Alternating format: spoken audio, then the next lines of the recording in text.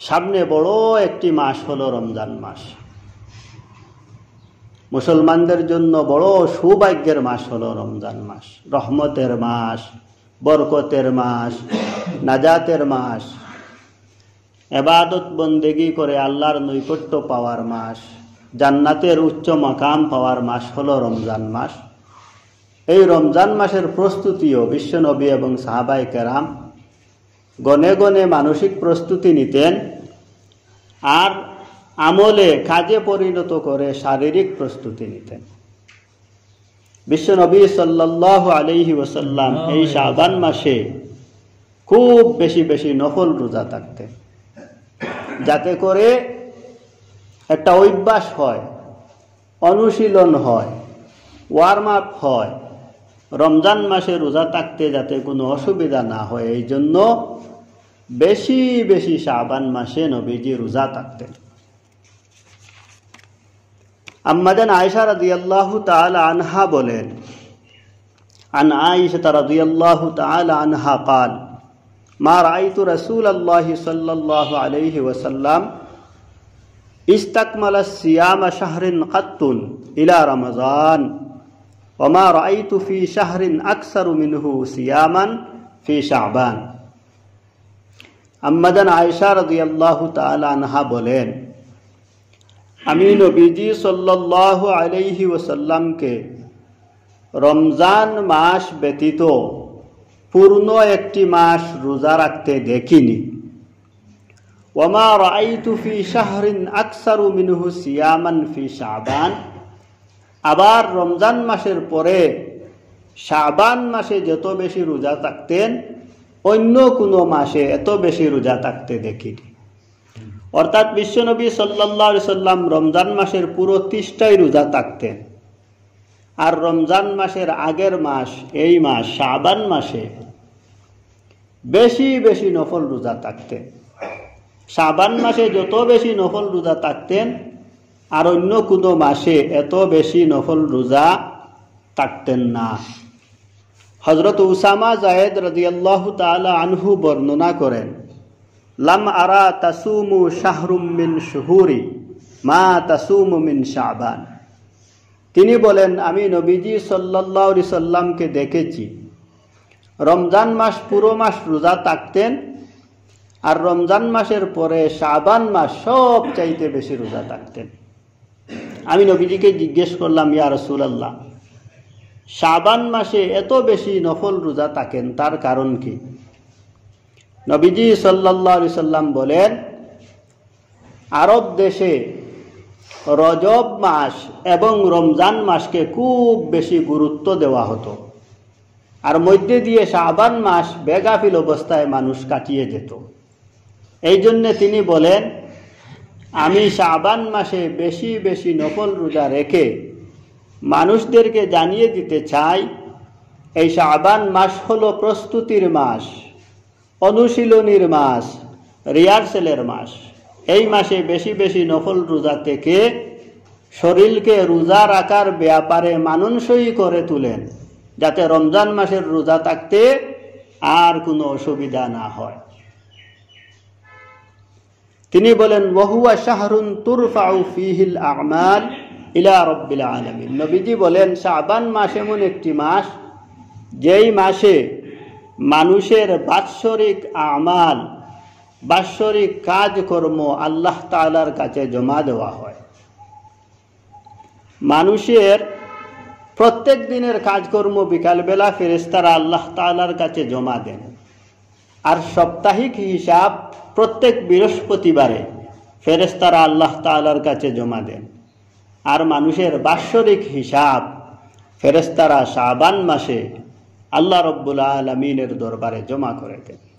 এই জন্য নবীজি বলেন, ওয়াহুয়া শাহরুন তুরফাউ ফীহিল আমাল ইলা রাব্বিল আলামিন। এই শাবান মাস মানুষের হিসাব কিতাব আল্লাহর দরবারে পেশ করা হয়। ফাউহিব্বু আন ইয়ারফা আমালি ওয়া আনা সাইমুন। আমি চাই, আমি পছন্দ করি আমার আমাল আল্লাহ তাআলার দরবারে যাক আমি রোজা থাকা অবস্থায়। এই জন্য আমি এই শাবান মাসে বেশি বেশি রোজা রাখি। তো এই শাবান মাসের সবচেয়ে গুরুত্বপূর্ণ আমল হলো নফল রোজা। নফল রোজা বেশি বেশি নবীজি থাকতেন। সাহাবায়ে কেরামদের মধ্যেও, নেককার মানুষের মধ্যেও, আল্লাহর ওলিদের মধ্যেও দেখা গিয়েছে এই শাবান মাসে মানুষেরা বেশি বেশি রোজা থাকত। তারপরে এই মাস হচ্ছে নফল ইবাদত বন্দেগীর মাস। আল্লাহ রব্বুল আলামিন প্রত্যেক ফরজ নামাজের আগে অথবা পরে কিছু নফল, কিছু সুন্নত নামাজ দিয়েছেন। তার কারণ হলো, যদি ফরজের মধ্যে ঘাটতি হয় তাহলে নফল এবং সুন্নত নামাজের মাধ্যমে ফরজের ঘাটতি পূর্ণ করা হবে। এই জন্যে ফজরের আগে 2 রাকাত সুন্নত নামাজ আছে, জোহরের আগে 4 রাকাত সুন্নত নামাজ আছে, আসরের পরে 4 রাকাত সুন্নত নামাজ আছে, মাগরিবের পরে 2 রাকাত সুন্নত নামাজ আছে, এশারের পরে 2 রাকাত সুন্নত নামাজ আছে। সুন্নত আছে, নফল আছে। এই নামাজগুলি দেওয়ার কারণ হলো, বান্দার ফরজ নামাজের মধ্যে যদি কোনো ঘাটতি হয়ে যায় তাহলে সুন্নত এবং নফল নামাজ দিয়ে ওই ঘাটতি পূর্ণ করা হবে। অনুরূপভাবে রমজান মাসের আগে শাবান মাসেও কিছু নফল রোজা, আর রমজান শেষে শাওয়াল মাসেও কিছু নফল রোজা দেওয়া হয়েছে। যদি বান্দার ফরজ রোজা, রমজানে ফরজ রোজা কোনো কারণে ফরজ রোজার মধ্যে কমি হয়ে যায়, অর্থাৎ মানুষ ভুলবশত রোজা রেখে গীবত করবে, গিল্লা করবে, পরনিন্দা করবে, চুগলি করবে, অবৈধ জিনিসের দিকে তাকাবে, এই সমস্ত কাজের কারণে মানুষের রোজার মধ্যে সামান্য ঘাটতি আসতে পারে।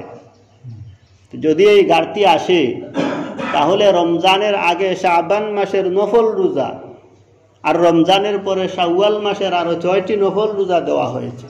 মানুষের এইগুলি যদি থাকে তাহলে রমজান মাসের রোজার যে ঘাটতি হয়েছে সেই ঘাটতি পূর্ণ করে দেওয়া হবে। এই জন্য বিশ্বনবী সাল্লাল্লাহু আলাইহি সাল্লাম এই শাবান মাসে বেশি বেশি নফল রোজা থাকতেন। আর রোজার ঈদের পরেও আরো 6টা রোজা থাকতেন, যাতে রমজান মাসের রোজাতে কোনো রকম ঘাটতি না হয়। আর বেশি বেশি নফল নামাজের প্রতি মনোযোগী হতেন শাবান মাসে। কারণ শাবান মাসের পরের মাস রমজান মাস। এই মাসে ফরজ ছাড়া তো বাবাই যায় না, সুন্নত ছাড়া বাবাও যায় না, যাতে কোনো একটি নফলও জিন্দগি থেকে না ছুটে, অন্তত রমজান মাসে। এই জন্যে শাবান মাসে বেশি বেশি নফল রোজা, বেশি বেশি তসবিহ তাহলিল, বেশি বেশি নামাজ পড়ে ইবাদত বন্দেগীতে মনোযোগী হয়ে বিশ্বনবী কাটাতেন, যাতে করে রমজান মাসের প্রস্তুতিতে কোনো কমি না হয়। তো আমাদের মধ্যে এই শাবান মাসের নফল রোজা থাকা তো অনেক দূরের কথা, অনেকের দুর্ভাগ্যবশত রমজানের রোজাও থাকা হয় না। অনেক অজুহাতে মানুষের রমজানের রোজা ছেড়ে দেয়, বিভিন্ন রোগের অজুহাত দিয়েও রমজানের রোজা ছেড়ে দেয়। স্বাস্থ্যবিজ্ঞানীরা বলেছেন, মানুষ যত বেশি রোজা থাকবে তার আভ্যন্তরীণ যত রোগ আছে আস্তে আস্তে সব কমে যেতে শুরু করবে। স্বাস্থ্যবিজ্ঞানীরা বলছেন, রোজাই একমাত্র মানুষের শরীরের রোগ মুক্তির কারণ। এই জন্যে শারীরিক প্রস্তুতির জন্য শাবান মাসে রোজার গুরুত্ব অপরিসীম। বিশ্বনবী সাল্লাল্লাহু আলাইহি সাল্লাম শুধু একজন নবী তাই নয়, তিনি বিজ্ঞানীদের মহাবিজ্ঞানী, চিকিৎসকের মহাচিকিৎসক, আর আল্লাহ সুবহানাহু ওয়া তাআলার একেবারে কাছের লোক। তাই মানুষের কল্যাণ কি কাজের মধ্যে আছে, মানুষের উন্নতি, মানুষের বালাই, মানুষের কল্যাণ, মানুষের মঙ্গল কি কি কাজের মধ্যে আছে, বিশ্বনবী সাল্লাল্লাহু আলাইহি সাল্লাম তিনার জীবনে বাস্তবায়িত করে দেখিয়ে দিয়েছেন। এই জন্য এই মাসের 1 নম্বর কাজ হলো নফল রোজা থাকা, নফল ইবাদত বন্দেগী বেশি বেশি করা। আর 2 নম্বর কাজ হলো রমজান মাসের হিসাব করে মানসিক প্রস্তুতি নেওয়া। আলহামদুলিল্লাহ, الحمد لله نحمده ونستعينه ونستغفره ونؤمن به ونتوكل عليه ونعوذ بالله من شرور أنفسنا ومن سيئات أعمالنا من يهده الله فلا مضل له ومن يضلله فلا هادي له ونشهد أن لا إله إلا الله وحده لا شريك له ونشهد أن سيدنا ومولانا محمدا عبده ورسوله أما بعد فأعوذ بالله من الشيطان الرجيم بسم الله الرحمن الرحيم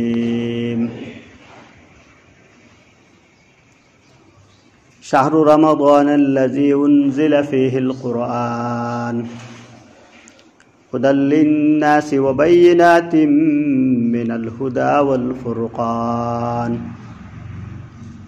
فمن شهد منكم الشهر فليصم ومن كان مريضا أو على سفر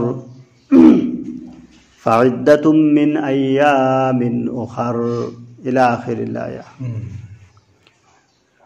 صدق الله مولانا العظيم صلى الله على سيدنا ومولانا محمد وعلى آله وأصحابه وسلم. صلى الله على سيدنا ومولانا محمد وعلى آله وأصحابه وسلم. সম্মানিত হাজিরিন, আল্লাহ তাবারাকা ওয়া তাআলার শেষ দয়া মায়া মেহেরবানি আমাদের প্রতি হয়েছে। আমরা এই দুনিয়ার কাজকর্ম থেকে মুক্ত হয়ে জুমার দিন আল্লাহর ঘর মসজিদের মধ্যে আসতে পারলাম, বসতে পারলাম। শুকরিয়া আদায় করি, সকলে পড়ি আলহামদুলিল্লাহ।